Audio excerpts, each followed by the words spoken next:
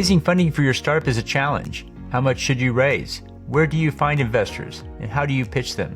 In this segment, How to Raise Funding for Your Startup, we'll answer those questions and more. Here are live outtakes with startup founders on how to raise funding. I hope you enjoy this episode.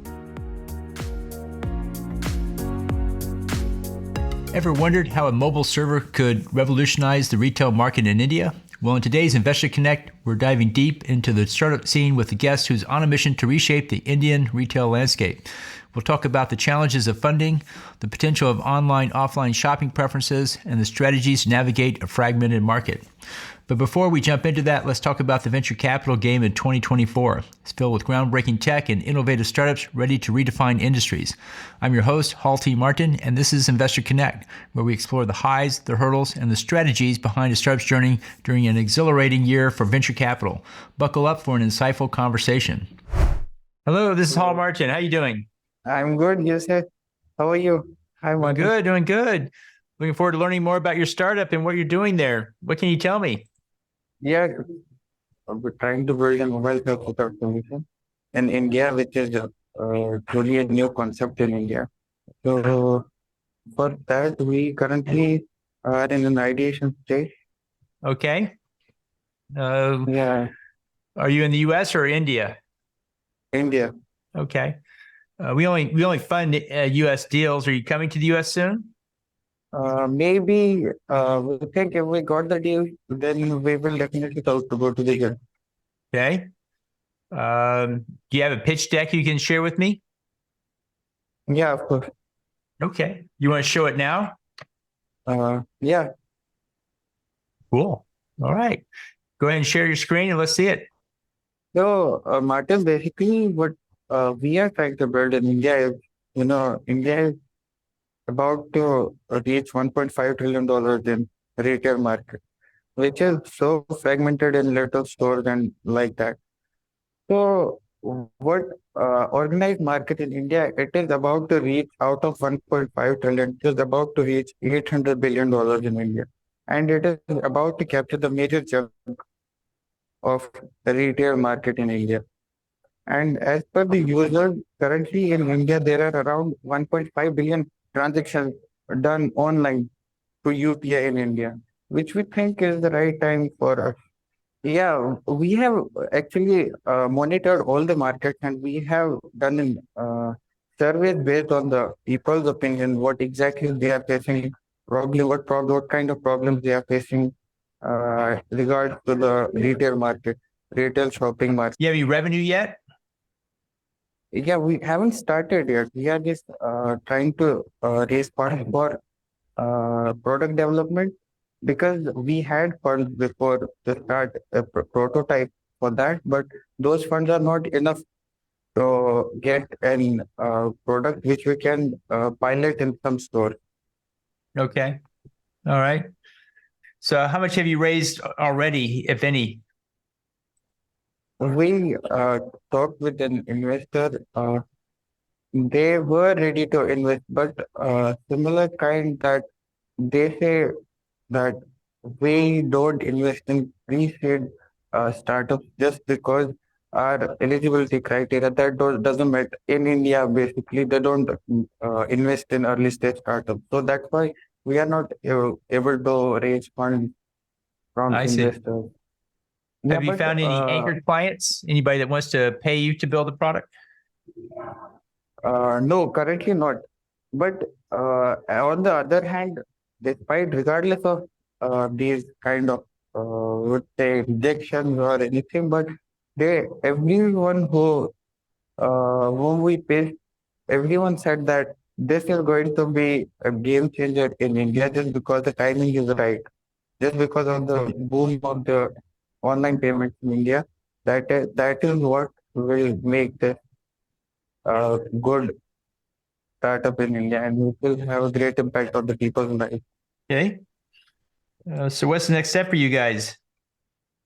Currently, we have done a research on this product, and our next step is to build the product and pilot it for 3 months. Then after that, we will get more stores on board, which will eventually lead us to more traffic from the shoppers who shop from our application.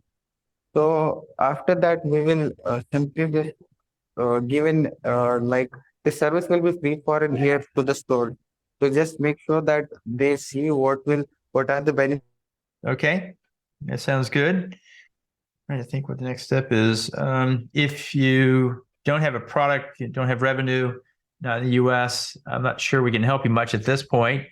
We really need to get some funding to build something. And then when you get to the US, that's usually the expansion stage of it.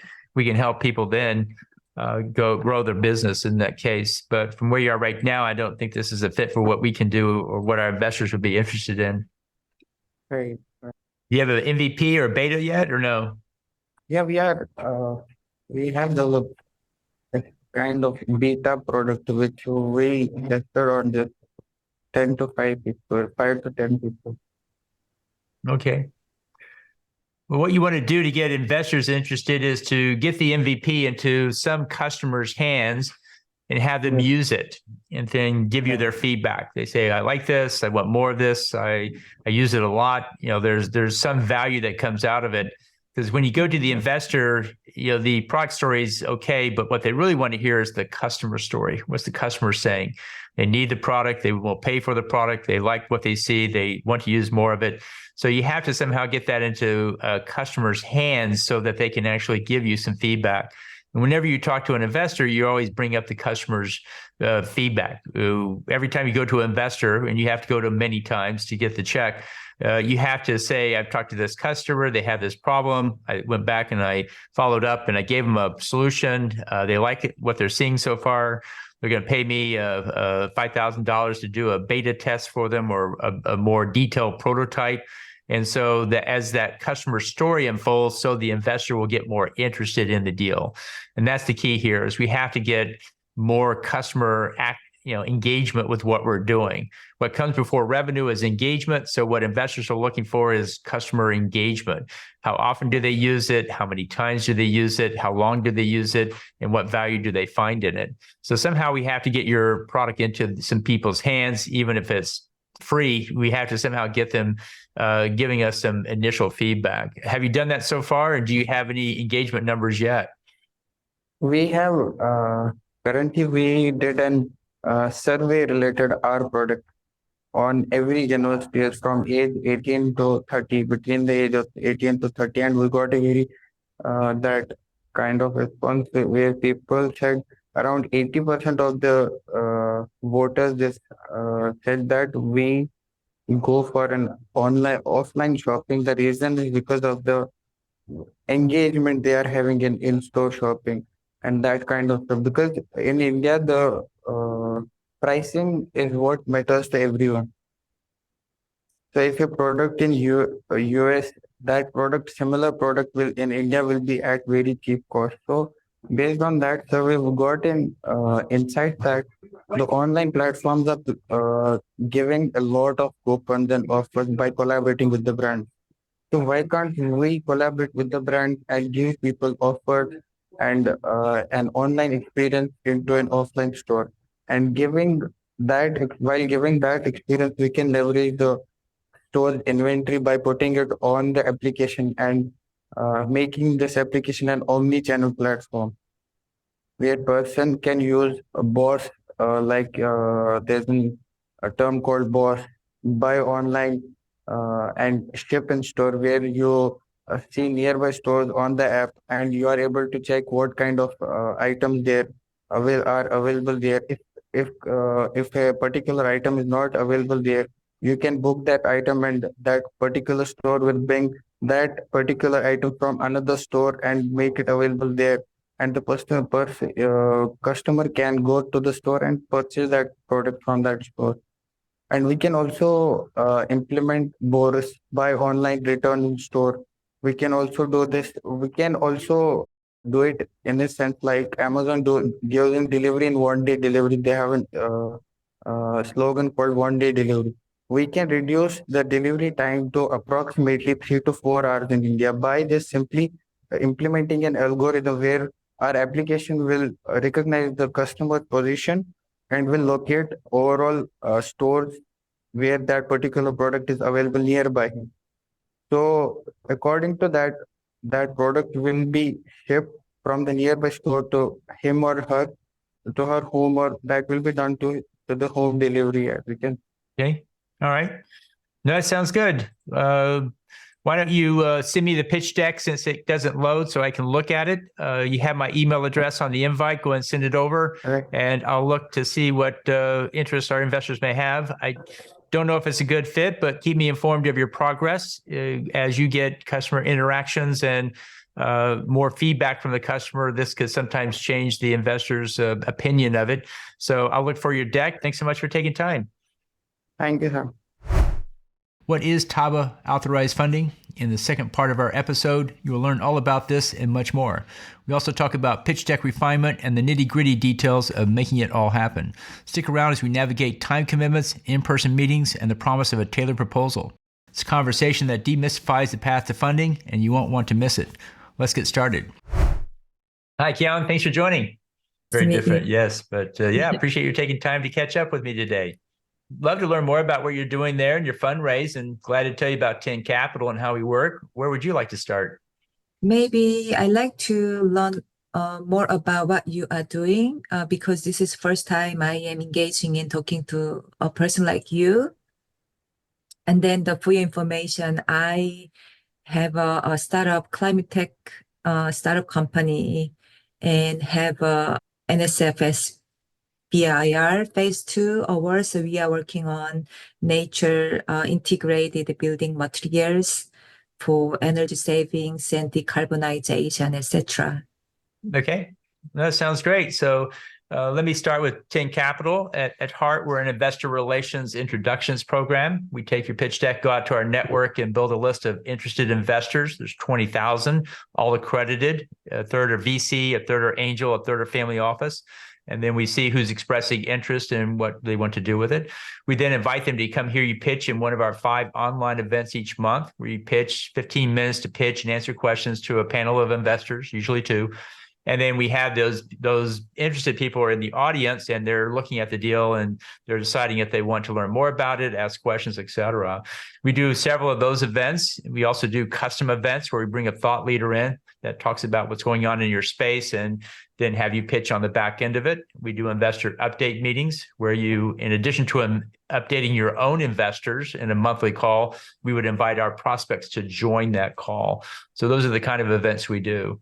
We also go through angel groups and syndicate funds where you have to fill out the application form. We help you with that process. We go through and we apply at different angel groups we think would be a good fit for what you're doing. And then usually near the end of that process, we decide, well, there's a lot of investors looking at the deal, but people aren't signing a check. And online Zoom, it's easy to start the conversation, but it can be hard to close. And so we set up a series of in-person events. We poll everybody to see who wants an in-person event, and then we figure out how best to work with it. We've done these in Austin and other cities where we get 15 or so investors in a room for a dinner meeting, 5 to 7 for a lunch meeting, 2 to 3 for a coffee. And we go through and the pitch deck and 2-hour meeting, answer everybody's questions, help them figure out what diligence they need to have, and we solve that for them. And then at the end, we see if we close. We usually get a 20-25% close rate out of that. So it's great to take a group of investors and get to a conclusion. You're in or you're out, and we move on. So that's what we do. We're a monthly retainer is $3,000 per month. It's a 3-month commitment, so $9,000.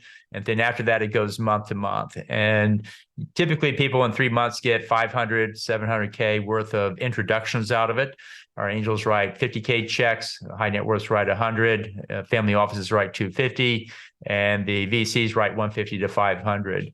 Most companies coming to us are at the seed plus stage. So we're mostly dealing with angels and family offices. But if you are later stage, we can go to venture capital as well.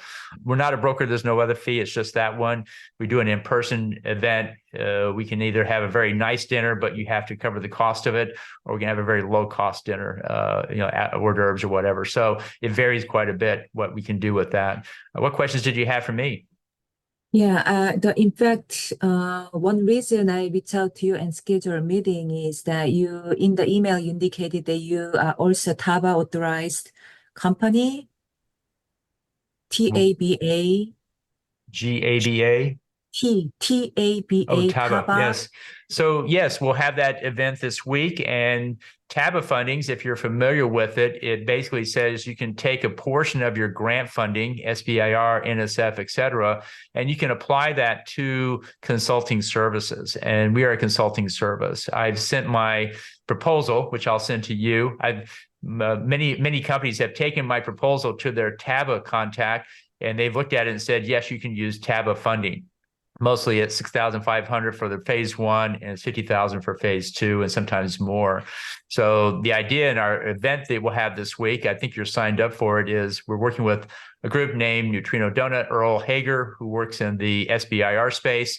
I actually myself teach a class in the Los Alamos labs for deep tech consulting. So I deal a lot with this area. And he's going to talk about how you can use TABA funding and what you can use it for and how you get it signed off. I've had several companies go in search of their TABA contact and have not found them. Who do I talk to? Nobody in the lab knows. And so we'll introduce you to Earl Hager, who knows how to access TABA funding, and he is an expert at it. So we'll have that discussion in the event. Are you signed up for that? So the way the NSF TABA funds works is that, as you said, I need to submit the scope of work and the deliverables from the TABA authorized companies to the NSF director, and the director will approve or disapprove it. So,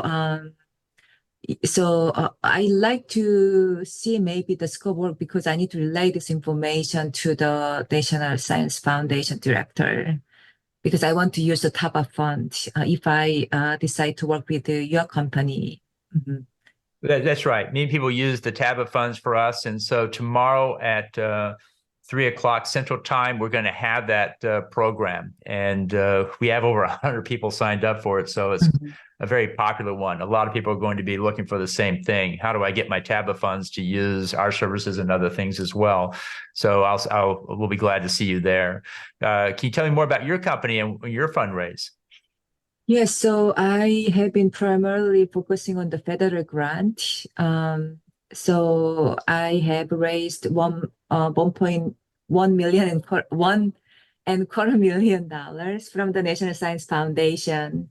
And phase two ends next June, and I am working on commercialization. So we have engaged in full-scale manufacturing. But while working with the early adopters who can adopt my technology, I am also interested in like angel investors or the funding, raising funds from the private entity. Okay, that makes sense. Do you have any revenue yet or no? No, we are pre-revenue. And how much are you trying to raise?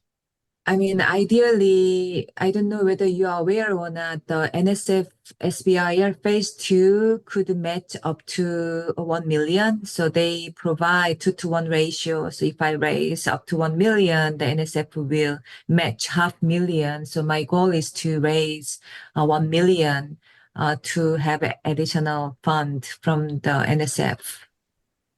Okay. And that makes sense. So that sounds good. That tells me what I need to know. So what we can do next is I can send you an email about how we work, and then I'll send you a proposal tomorrow. We'll have the event tomorrow at 3:00. I think you're registered for it, and then we can talk afterwards about next steps and how we can work with you. But once you have the proposal, it'll explain in more detail how we work. Did you have any particular questions about our program? I just want to know whether you have worked with people like me, like a climate tech who is in the building sector, who is in the the decarbonization or energy savings or good indoor air quality, etc. Yeah, whether you have experience with working with a company like mine. Sure. So, climate tech is 5 to 10% of our deal flow. Majority is life science and tech, as in most cases.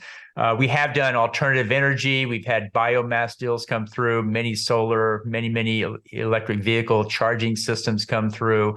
We've had carbon sequestration systems come through. We've had geothermal on both on the residential and on the commercial scale. That was interesting as well. The thing I find is if you have some of these have very large install structures, like the one with algae was growing algae and it had these huge tanks, and those are typically corporate venture capital because angels and VCs and just can't get angels and family offices just can't get there because of the cost of installing it. So when we get into decarbonization, they either fall into two categories. One, it's a standard angel deal where anybody can be a part of, or two, it's going to be a corporate VC deal where you're going to need infrastructure money. And we're going to a lot of the energy companies. We're here in Austin. We access Shell, Chevron, Baker Hughes, and others in Houston, where they have corporate VCs and they're making substantial investments into these things as well. We have about 5 VC funds that are traditional that work in the climate tech space. And of course, they're looking for things that are capital efficient. You don't need $20 million to build a tank. You just need $2 million to build the technology. So in which case is your deal? I mean, my original application is for the building like systems as a window or as an interior partitions or the parking shelter, etc. But I am working with RG, and I also realized that I need to figure out the end of the use when the system grow microalgae. And I've been also interested in the tapping into biofuel field. So going back to your questions, I do not know, and hopefully working with your team can also help me with identifying the right investment group. Right. So we can go to both if we need big infrastructure, because sometimes you have to do this at the very large volume scale, and other times you can do it at the very micro scale. And so we can just do it with a PC or an app. We can do things to prove it works and then scale it up from there. So it just depends upon which one it is as to where we go. Typically, there's infrastructure funding available. If you're building infrastructure, you can get funding, special funding for that. And then if it's not required, well, then we can start much smaller to prove it works, get validation, and then get bigger dollars from either corporate VC or standard VC afterwards, because you have to come up with a fair amount of validated data to get them in. Mm-hmm. Right. I see. And then also, is your team helping me with refining my pitch deck, depending on who I am pitching to? Yes, we make that a part of our program. We'll help you figure out what content we have to put into it. Typically, you have something to start with, and then with that, we modify it. If you want to start from the scratch, we have a basic template to fill out from the beginning, and then we have a design artist that makes it look professional and polished. And there's no extra cost for that. That's just part of our standard program.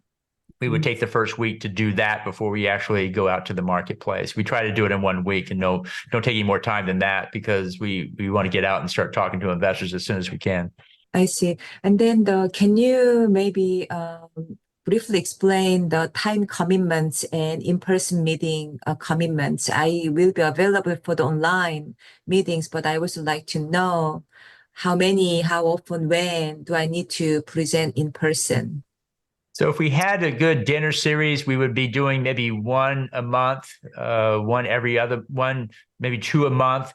And if it were in San Francisco, you'd have to fly to San Francisco. You have to go to the dinner meeting that evening. And then the next day, you can continue working online until you got back home. A day a month is what I would book for that. And then there's some travel time that goes into it. It would not be 10 or 20 events. It would be 1, 2, or 3 events, I would think. It's not a huge number at this stage. Okay, so you're saying that during those 3-month period, I will have 1 to 3 in-person meetings that require travel. And then that's right. We look to set up at least one, 2, or 3 at the end of in the 3rd month to see if we can have an in-person meeting. In some cases, we have 3 people in Chicago. Well, you just fly to Chicago and then have a lunch here, have a coffee there, have a dinner there. You just drive around. So it's a day. to go do it. So an in-person event is usually one day out of the schedule, and then you have travel time on top of it. Where are you based? Charlotte, North Carolina. Okay. So it's we have a lot of in Austin, Dallas, Bay Area, New York, Chicago are the top four that always come up just because the database is very strong there. You do get Phoenix and Nashville and Peoria, but in most cases, we don't end up doing an in-person event with one-offs. We just get on the phone and Zoom and we work our way through that. But if there's 10 guys coming together, we can generate a lot more funding if they can all come together. So it only makes sense if there's a cluster of people in the city to go do an event. I see. And then you're gonna share the other schedules via email, right? What like programs am I having through your your companies? We'll send you a proposal here tomorrow, most likely, that describes in more detail. I'll send you a short email after we finish here that says, here's how we work and how you pay. The way it works is if you say, hey, I want to do this, you put in the first payment, and then we set up an onboarding call the next day.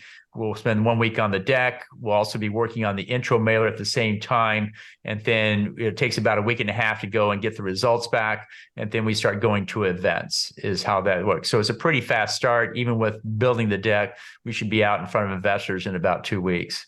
Okay. Okay, sounds good. Then I will look forward to receiving your email then.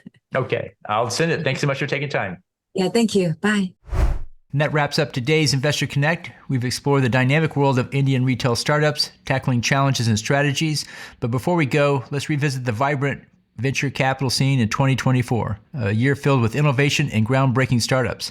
Curious about TABA authorized funding? In part 2, we dove deep into pitch deck refinement and the nuts and bolts of making it happen. As we navigate time commitments, in-person meetings, and the promise of a tailored proposal, remember, the funding journey is complex but thrilling. Thanks for tuning in to Investor Connect. I'm Hall T. Martin, your host. Stay curious, stay informed, and until next time, happy investing. Investor Connect helps investors interested in startup funding. In this podcast series, experienced investors share their experience and advice. You can learn more at investorconnect.org.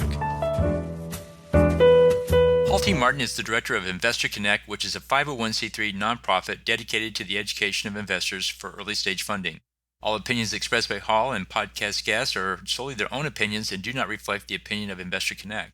This podcast is for informational purposes only and should not be relied upon as a basis for investment decisions.